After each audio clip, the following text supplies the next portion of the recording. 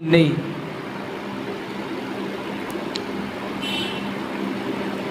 نبی کریم صلی اللہ علیہ وسلم کچھ ارشاد فرما دے، کوئی کام کرے، آپ کے سامنے کوئی کام ہو تو آپ اس پر خاموشی اختیار کریں، یہ ساری چیزیں دین ہے۔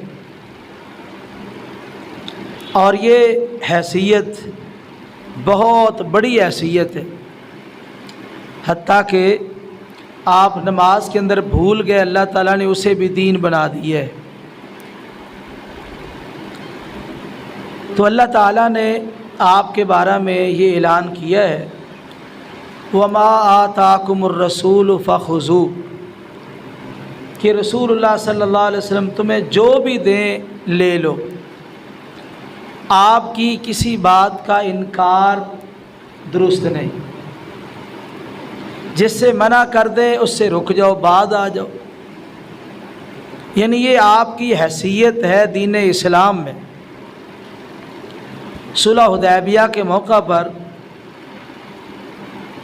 رسول اللہ صلی اللہ علیہ وسلم شرطیں طے کر رہے ہیں، بظاہر شرطیں کڑوی تھی۔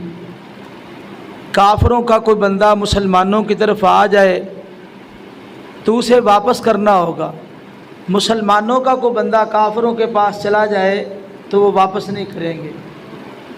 اس طرح کی یعنی کڑوی شرطیں آپ قبول کر رہے تھے۔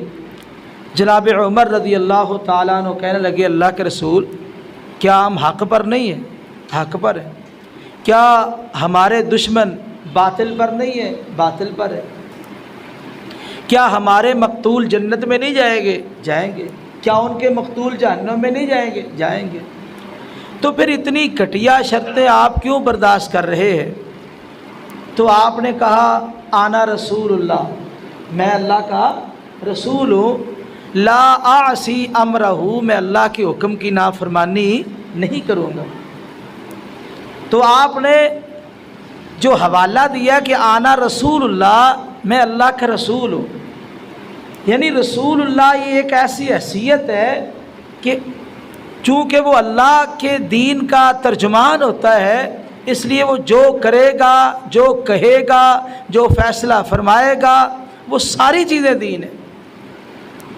جناب عمر رضی اللہ تعالیٰ عنہ انسان ہے، جذبات میں تھے، بات پوری طرح سمجھ نہ آئی۔ جناب ابو بکر رضی اللہ تعالیٰ عنہ کے پاس گئے، ابو بکر، کیا ہم حق پر نہیں ہیں؟ حق پر ہیں۔ کیا ہمارے دشمن باطل پر نہیں ہیں؟ باطل پر ہیں۔ کیا ہمارے مقتول جنت میں نہیں جائیں گے؟ جائیں گے۔ کیا ان کے مقتول جہنم میں نہیں جائیں گے؟ جائیں گے۔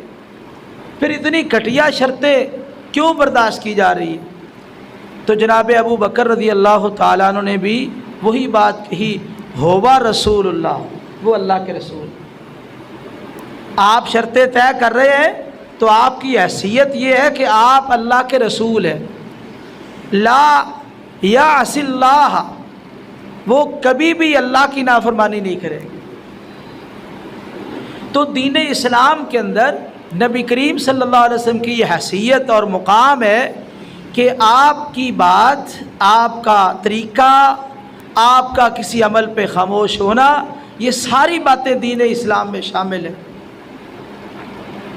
معروف حدیث آپ نے سنی ہوگی، نبی کریم صلی اللہ علیہ وسلم صحابہ میں موجود ہے، جناب جبریل علیہ السلام انسانی شکل میں آ گئے، سفید لباس میں ملبوس، بال کالے سیاہ۔ صحابہ کہتے ہیں ہم میں سے کوئی اسے جانتا نہیں، انسانی شکل میں ہے، اور اس پر کوئی سفر کا نشان بھی نہیں ہے، بندہ سفر کر کے آئے، کپڑے میلے ہوتے ہیں، صاف شفاف کپڑے ہیں، اور اسی طرح کالے سیاہ بال ہیں، کوئی میل کا نام و نشان نہیں ہے۔ ہم بڑے حیران ہوئے، محسوس یوں ہوتا ہے جس طرح یہ ساتھ ہی گھر والے سے آیا ہے، قریب رہنے والا ہے، تو پہچانتا کوئی نہیں، سفر کے کوئی نشانات نہیں ہے۔ نبی کریم صلی اللہ علیہ وسلم کے پاس آئے، آپ کے گھٹنوں کے ساتھ گھٹنے